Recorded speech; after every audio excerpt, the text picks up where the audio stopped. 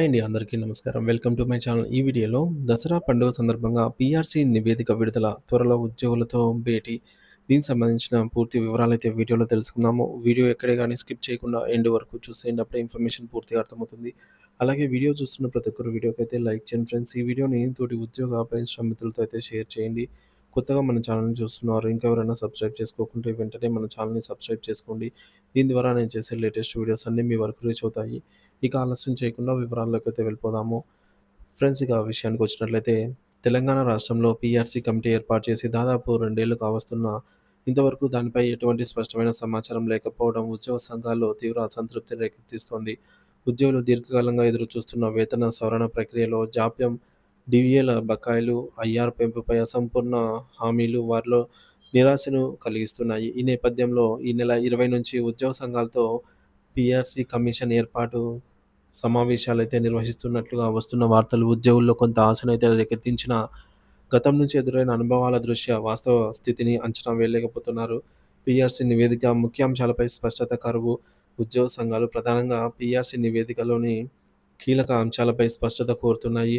Fitment శాతం ఎంత ప్రతిపాదించారు? హెచ్ఆర్ఏ స్లాబ్‌లలో మార్పులు ఏమైనా ఉన్నాయా? అలాగే ఏఎస్ అదనపు ఇంక్రిమెంట్స్ పెరుగుదల ప్రతిపాదనలు 5, 10, 15, 20, 25 ఏళ్లకొకసారి ఉన్నాయా వంటి ప్రశ్నలకు సమాధానం లభించడం లేదు. కనీసం నివేదికను విడుదల చేస్తే ఉద్యోగ సంఘాలు దానిపై చర్చించి తమ అభిప్రాయాలను వ్యక్తపరచడానికి అవకాశం ఉంటుంది. అయితే నివేదికను రహస్యంగా ఉంచడంపై ఉద్యోగ సంఘాలు అసంతృప్తి వ్యక్తం చేస్తున్నాయి. ఏపీతో పోలిస్తే తెలంగాణ ఉద్యోగుల పరిస్థితి ఏ విధంగా ఉంది?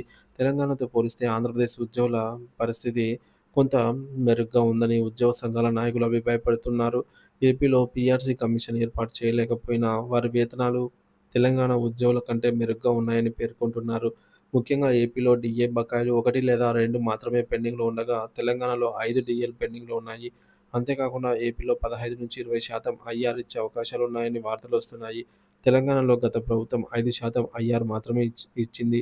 ప్రస్తుత ప్రభుత్వం ఐఆర్ పెంపుపై ఎటువంటి హామీ ఇవ్వటం లేదు. ఐఆర్ పెంపుపై ఉద్యోగుల ఆకాంక్ష. పీఆర్సీ ఆలస్యమైనా పర్వాలేదు కానీ ఐఆర్ పెంపును వెంటనే చేపట్టాలని తెలంగాణ ఉద్యోగులు కోరుకుంటున్నారు. ప్రస్తుతం ఉన్న 5% ఐఆర్‌ను కనీసం 15%కి పెంచాలని వారు డిమాండ్ చేస్తున్నారు. ఇది వారికి కొంత ఆర్థిక ఉపశమనం కలిగిస్తుంది. పీఆర్సీ నివేదిక వచ్చే వరకు ఎదురు చూడడంలో ఉన్న భారాన్ని తగ్గిస్తుందని వారి వాదన. అయితే ప్రభుత్వం ఐఆర్ పెంపు విషయంలో కూడా అలసత్వం ప్రదర్శిస్తోందని ఉద్యోగ సంఘాలు విమర్శిస్తున్నాయి. నిరాశ, అసంతృప్తితో ఉద్యోగులు డీఏలు ఇవ్వకపోవడం, ఐఆర్ పెంచకపోవడం, పీఆర్సీ నివేదికను ఆలస్యం చేయడం వంటి చర్యలతో ఉద్యోగులు తీవ్ర నిరాశ, అసంతృప్తితో ఉన్నారు. కేవలం సమావేశాలు నిర్వహించడం తప్ప ఎటువంటి ఆచరణాత్మక చర్యలు తీసుకోకపోవడంపై వారు ఆగ్రహం వ్యక్తం చేస్తున్నారు. ఇప్పటికే చాలా ఆలస్యమైన పీఆర్సీ ప్రక్రియను వేగవంతం చేసి ఉద్యోగులకు రావాల్సిన ఆర్థిక ప్రయోజనాలను వెంటనే అందించాలని ఉద్యోగ సంఘాలు ప్రభుత్వాన్ని డిమాండ్ చేస్తున్నాయి. లేని పక్షంలో ఉద్యమ కార్యాచరణకు దిగే అవకాశం ఉందని వారు హెచ్చరిస్తున్నారు. తెలంగాణ ఉద్యోగులు తమ దీర్ఘకాలిక డిమాండ్ల పరిష్కారం కోసం ఎదురు చూస్తున్నారు. ఈ నెల 20 నుంచి జరగనున్న సమావేశాలు ఎటువంటి ఫలితాలను ఇస్తాయో వేచి చూడాలి.